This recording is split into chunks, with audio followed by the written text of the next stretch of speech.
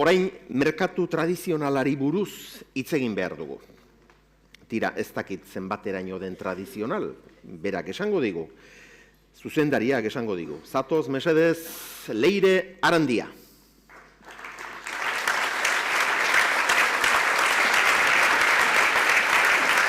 Ongi etorri. Eskerrik asko. Zer moduz, Leire? Ondo. Hemen ederki, oso interesgarri dijo goize.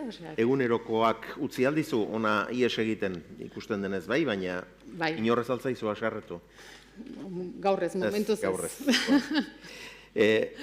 Merkatu tradizionala esan dut, ez dakit, ondo esan dudan, ala alda? Bai, nik ala esango nuke. Gure kasun behintzet, 16. mendetik datorren azoka, 1512 dauka bere jatorrie, eta mantentzen du, esan dezakegu, formato tradizional hori ez, naiz eta gero hainbat berrikuntza ere ezartzen saiatzen ari gean. Beraz, 513 urte, bai? Bai, hoxe. Galanta da, Bada, bada. Eta egia da, oso gurea bezala sentitzen dugu zerbait dela, eta beste 500 ere nik uste betetze komun izango gehala. Nahiago nuke. Han izango gara egiaztatzeko. Oso ondo. Interpretazio zentro bat ere bada delikatuz, ezta? Hori nola lotzen da merkatu tradizionalarekin? Elkar elikatzen duzue? Bai, hala da, bai. Delikatu zuen da 20 urte sortutako zentroa da, eta egia da, bere bizkarrezurre edo bere muine gure azoka dela, gure merkatu edala. Hasiera baten sortu zen pixkat baita ere Goierriko harreragune bezala, ordiz ere pixkatu Goierriko atea konsideratzen deulako, eta jendeari nolabait harrera egiteko, baina baita ere elikadura eta batez ere azokari lotuta bertako produktuen aldeko lanketa hori egiteko, eta gero baita ere garai hartan oso gantzeon elikadura osasuntsu ohitura horiek nolabait lantzen juteko. 20 urteko ibilbidearen ondoren, zein dira ondorioak, ze irakurketa egiten duzue?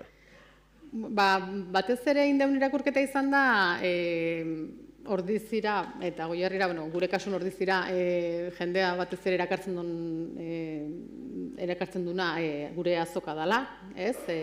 Asteazkenero ia da Ordizi, transformatu egiten dela, jende asko etortzen da, eta gure herriaren jarduera sozioekonomiko hortan izugarrizko eragina dukela, eta orduan horrengan egin behar gendula, ez da, pixka eta postue, eta interpretazio zentrogan aldetik erakustoki bat geha, ez jendeak bisitatzen gaitu, baino ezin gehala horretan gelditu. Gu izan behar gehala instrumentu bat, bai etortzen diren horiek pixkat aipatu dituten balore horietan lan egiteko eta ikasteko, baino baita ere herriarentzat. Gure herriarentzako instrumentu bat, eta horregatik ere urten poderioz gure ardura bat izan da azokaren dinamizazio, sustapen, lanketa hortan geroz eta ardura gehiago hartzea. Eta hor ikusten dugulako erronka potoloa daukagula. Bideak erakusten du, ondogoa zen, ezkoa zen, zidorren bat hartu behar den, zalantzari gabe, bere burua behin baino gehiagotan berrasmatu beharko zuen Ordiziako azokak 500 urtean irauna ahal izateko, eta zuek berriz, daramatza zuen 20 urte hauetan pentsatzen dut, aldaketak egin beharra izango zenutela. Zein izan dira egin dituzuen aldaketa nagusiak? Bai, batez ere, esan dizuten bezala, zentratu pixka bat ezta, gure jarduera herriaren zerbitzura jartzea, eta batez ere azokaren zerbitzura jartzea. Hori izan da, aldaketarik garrantzitsuna. Momentu hontan ere aldaketa prozesun gaude, justo baintxe obra batzuk asteagoaz, eta edukien aldetik ere 20 urte egin ditugu, eta aberrikuntzak aplikatu beharren gaude, eta pixka baita bide horretan datoz aldaketa horiek, ez da?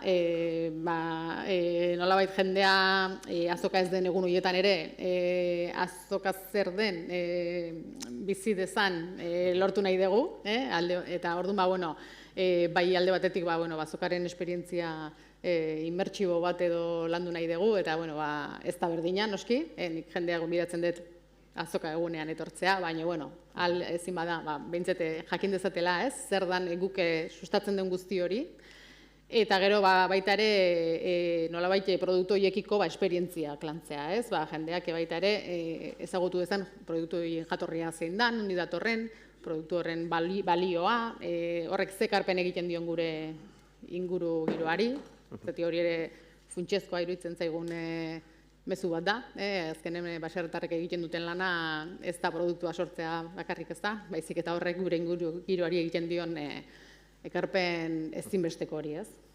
Imanol Lartzabal kantariak kantatzen zuen, dena aldatzen da ezpada momia, aldatzen da azala, aldatzen mamia. Eta zuek ere, aldaketan eta bilaketan beti, ez da? Beno, gauza asko aldatu izango dira, besteak beste, erosketa ohiturak. Bai, aldatu di, bai. Egia da gaur egun, baita ere gure gizartearen eraldaketak eta familien egiturak, eta agian dela 40 urte, familian ez zuten guztik lan egiten, gaur egun, bai. Orduan bai gertatzen zaigu pixka bat, gaina gure kasun asteazkena izan da, jendeak agian asteazken goizean ezin du etorri erosketa egitera, erosotasuna bilatzen da, hori ikusten dugu, batez ere. Eta, horretan gaude, pixka bat aldaketa horietara nola adaptatu edo, nola moldatu. Eta egia da, bai ikusten dugula baita ere aukerak badaudela. Badago horre jende talde bat, hor gabiltza guantxe lanketa hori egiten, 30-40 arteko pixkat daukagun eroslearen perfile nahiko heldue da, eta hor gabiltz pixka bat, nola heldu beste perfile horretara, bai ikusten dugu badago olako sensibilidade berezi bat, produktu horiekiko, eta jendeak nahi du produktu horietara iritsi, hor nola iritsi, Eta, egin ditugu baita ere alako kanpaina batzuk, herriko jende zenbait perfil aukeratuta, badago, guk ere baditugu perfil ezberdinak, badago jendea erreleodotan lan egiten duna, agian ez astero baino 2 astez behin etorri daitekena, autonomo perfil bat, agian bere denboratxo hartu dezakena etortzeko, merkatari bat, denda iriki aurretikan etorri daitekena. 30-40 urteko profil hori aipatu duzu, behar bada guraso izan berri direnak ere bai tartean, eta seme alabentzat... Hoi da, bai ikusten dugu, olako interesa bada hola, elikaduraren produktu hauek nolabait bere seme alabai helarazteko, eta baita ere nik uste, baita ere ez bakarrik produktu helarazteko, baizik eta seme alaba horiek sensibilizatzeko, zen nik uste kezka hori ere bada hola, gure etorkizuneko gaztek ere sensibilidade hori izango ote duten, eta benetan balioa emango ote duten, nik uste baietz, nik uste baloratzen dutela ondo jatea, elikadura, bizi ohitura osasuntsu batzuk orokorren izatea. Orduan, horietara heltzen saiatzen nahi geha baita. Eta gero baita ere, ezinbestean, etorri ezin duen horri ere, aukerak eman. Jarri ditugu takila adimentsu batzuk, aplikazio baten bidez oso modu errezean gure ekoizleekin harremanetan jarri eta gero azokaz kanpoko ordutan ere produktu hori jaso ahal izateko, eta egia esan oso erantzun ona izaten ari gara. Bai erosleen aldetikan, eta baita ere ekoizleen aldetik ere. WhatsAppez erosteko aukera ere ematen duzu, da? Hori da, harremanetan jarri, gaur egun ere ordainketa egiteko eta bizun bada edo beste olako tresnak ere badaude, eta egia da, hasieran pentsatzen gendun agian olako, kostatuko zitzaigula pixkat iristea, baino guztiz kontrakoa izan da. Gainean ikusten ahozako horrek ere asko funtzionatzen dula, eta geroz eta eskaera gehiago daukagu zentzu horretan. Erantzu idazu zintzo, Leire. Merkatua beherantztua, eusten ari zarete? Nik momentu honetan ikusita guain dela, ez da gero esan, 30 urte noski jetxi dela, afluentzia aldetikan. Baino azken urteotan nik esango nioke eutxi diogula, eta ni optimista naiz zentzu hortan. Egia da pandemia garaian ere horre hontzan olako, jendeen aldetikan olako bultzada bat, baina olatu bat izan zen, olatu hori ere jetxi da, eta ja, lasaitu, ez baretu da berriro, baina nik esango nuke bada hola postu bat, eta jendeko olako, herriko merkatuen alde apostu egiten dula, ekoizleek beraiek ere, naiz eta asko ja, ari diren zuzeneko salmenta horren aldeko apostua egiten, azoken aldeko apostuare egiten dutela iruditzen zait, baditugu ekoizle gazteak azokan, iruditzen zait beraiek ere asko baloratzen dutela eroslarekiko hartu eman zuzen hori eta beraien arteko hartu emana, ez lehen komentatu dugu baita, hemen entzun da, ez, agian ez dago lako saretze bat gehiago egon beharko luke, baina beraien arteko harreman horiek asko baloratzen dituzte. Eta, keja iteko bada ere, bintzate hitz egiten dute beraien artean, eta iristen zaizkigo hori, eta hori positiboa da, ez, azkenen aukera hori izatea. Esperientzia inmersiboak aipatzen dituzu zer da hori zehazki?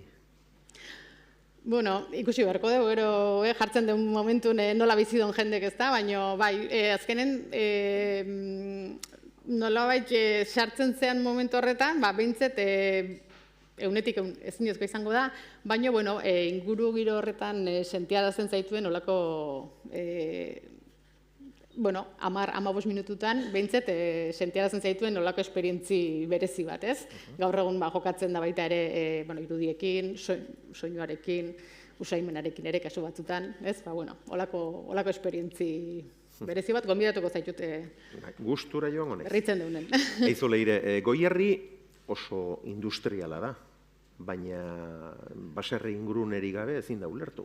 Ezin da ulertu, ez. Hori ere aipatu da, ez da? Garai baten sortu balimazien olako hiribilduk, olako herriak, olako aktibidade industriala, hori da, zegoelako oinarri bat, baserri batzu bat zeudelako, horrek sustengua ematen zielako langile horiei ere, bai janari aldetik, bai tekstil aldetik, bai tresneria aldetik.